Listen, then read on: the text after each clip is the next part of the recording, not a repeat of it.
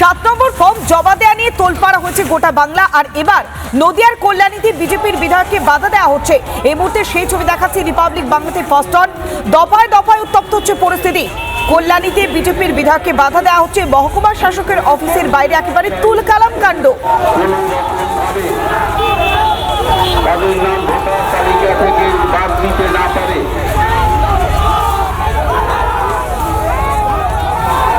ঠিক কিভাবে তাণ্ডব চলছে দেখতেই পাচ্ছেন। কল্যাণীতে মহকুমা শাসকের অফিসের বাইরে একেবারে তুলকালাম কাণ্ড।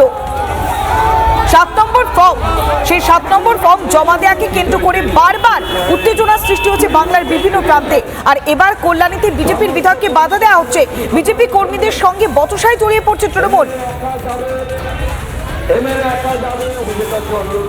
7 নম্বর ফর্ম জমা দেওয়া নিয়ে বারবার বিরোধিতা হয়েছে। তারপরেও নির্বাচন কমিশন স্পষ্ট জানিয়ে দিয়েছে যে AERO এবং EROদের ডিওর মাধ্যমে নির্দেশ দিয়ে জানিয়ে দিয়েছিল নির্বাচন কমিশন যে 7 নম্বর ফর্ম জমা দিতে হবে। কিন্তু বিভিন্ন জায়গাতে 7 নম্বর ফর্ম জমা দেওয়া নিয়ে অশান্তির ঘটনা ঘটছে। কল্যাণীতে এবার বিজেপির বিধায়ককে বাধা।